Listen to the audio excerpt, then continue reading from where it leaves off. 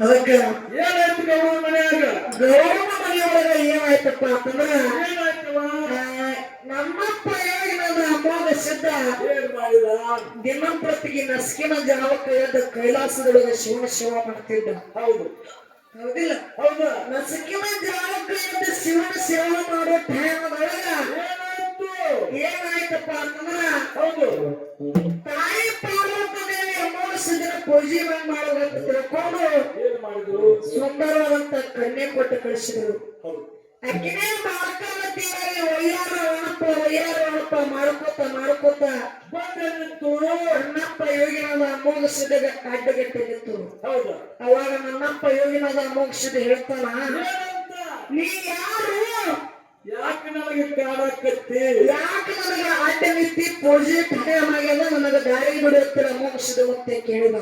ಹೌದು ಕೇಳಿದ ಕಾಲಕ್ಕ ಬಾಳಕವತಿ ಹೇಳ್ತಾಳ, ಏನಂತ ನಾನು ನಿಮಗೆ ಹೋಗ್ತಾಯಿ ಸೀತಾ ತರ್ಲಕ್ಕ ದಾರಿ ಬಿಡಬೇಕ ಅಂದ್ರ ಹೌದಾ ನೀವನ್ನ ಲಗ್ನ ಆಗಬೇಕು ಅಂದ್ರೆ ನಿನಗೆ ದಾರಿ ಬಿಡ್ತೀನಿ ಅಂದ್ರು. ಹೌದಾ ಬಾಡ್ಕಾವತಿ ಅಂದ ಕಾಲಕ್ಕ ಏನಾಯ್ತು ನನ್ನಪ್ಪ ಯೋಗನ ಅಮೋಘಿಸಿದ ಮತ್ತೆ ಹೇಳ್ತಾನ, ಏನಂತ ನಾನು ನಿನ್ನ ಲಗ್ನ ಆಗಬೇಕಂದ್ರೆ ಲಗ್ನ ಆಗತ್ತೀನಿ, ಆಗತ್ತಿಲ್ಲ ಬರೀ ಆದ್ರೆ ನಮ್ಮ ನಿನ್ನ ಲಗ್ನ ಈ ಕೈಲಾಸದೊಳಗೆ ಬ್ಯಾಡ.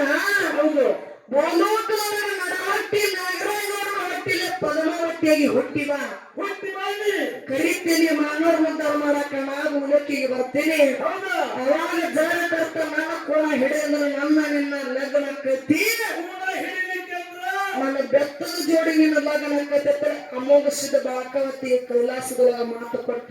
ಹೌದು ಮಾತು ಕೊಟ್ಟ ಪ್ರಕಾರ ನನ್ನಪ್ಪ ಏನಾದ ಅಮೋಘ ಸಿದ್ಧ ಕರೀತೀನಿ ಮಾನವರ ಉದ್ಧಾರ ಮಾಡಕ ಉಲಕಿಗೆ ಬಂದ. ಹೌದು ಯಾವ ಬಾಳಕವತಿ ನನ್ನ ಹಟ್ಟಿ ನಾಗರಾಜನ ಹೊಟ್ಟಿಲೆ ಪದ್ಮಾವತಿಯಾಗಿ ಹುಟ್ಟಿ ಬಂದಳು. ಬಂದು ನಮ್ಮಪ್ಪ ಯೋಗಿಯಾದ ಅಮೋಘ ಸಿದ್ಧ ನಾಗರಾಜನ ಮನೆಗೆ ಕನ್ಯೆ ಕೇಳಕ ಹೊಂಟ ನಿತ್ತ.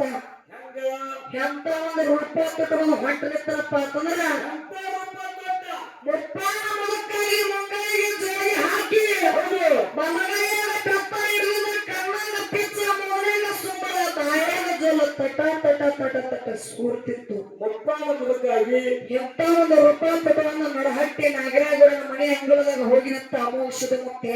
ಹೌದು ಅವಾಗ ನಾಗರಾಜನ ಶ್ರೀಮಂತಿಕೆ ಉಕ್ಕಿ ಹರಿತಿತ್ತು. ಶ್ರೀಮಂತಿಗೆ ಸೊಕ್ಕ ಅವಾಗ ಏನು ಮಾಡಿದನಪ್ಪ ಅಂತಂದ್ರ ಏನ್ ಮಾಡಿದ ಅಮೋಘ ಸಿದ್ಧ ಮುತ್ಯನ ನೋಡಿ ಕಿಶಂತರ ಮನೆಯೊಳಗ ದುಡಿತಿರ್ತಕ್ಕಂತ ಆಳುಗಳಿಗೆ ಹೇಳ್ತಾನ, ಏನಂತ ಯಾವ ಭಿಕ್ಷುಕ ಬಂದಾನ ಹೌದಾ ಭಿಕ್ಷೆ ನೀಡಿ ಕಳಿಸ್ರಂತೆ ನಡಾಟಿ ನಾಗರಾಜ ಹೇಳಿದ ಕಾಲಕ್ಕ ಅಮೋಘ ಸಿದ್ಧ ಮುತ್ಯ ಹೇಳ್ತಾನ, ಏನಂತ ಎಲ್ಲೋ ನಾಗರಾಜ ನಿಮ್ಮ ಮನೆಗೆ ನಾ ಭಿಕ್ಷೆ ಕೇಳಾಕ ಬಂದಿಲ್ಲ, ನಿನ್ನ ಮಗಳ ಪದ್ಮಾವತಿನ ಕನ್ಯೆ ಕೇಳಾಕ ಬಂದೀನಿ ಅಂದ ಅಮೋಘ ಸಿದ್ಧ ಮುತ್ಯ. ಮುಂದೆ ಏನಾಗ್ತವ ಆದ ಕಾಲಕ್ಕ ಏನಾಯ್ತಪ್ಪ ಅಂತಂದ್ರ ಏನಾಯ್ತು ನಾಗರಾಜನವ್ರಿಗೆ ಎಂದೂ ಅಲ್ಲ ಸಿಟ್ಟ ಉಕ್ಕಿ ಬಂತು ಮುದುಕೋಣ.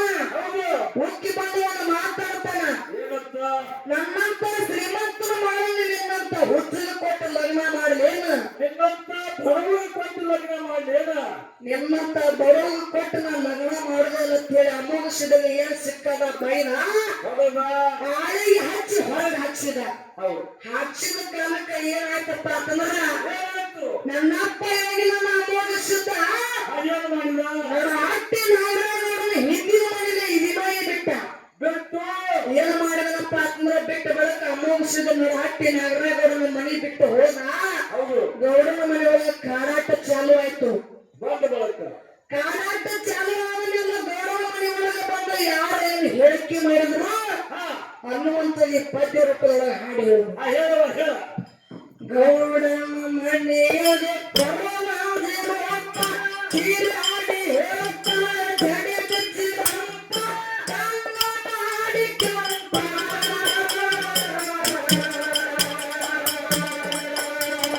ಸಿಟ್ಟೇನ ಸಿಟ್ಟಾಗ ಸಿಕ್ಕಂದ ಬೈದೇನಿ ಅತ್ತೆ ನಿಮಗೆ ಶಾಪ.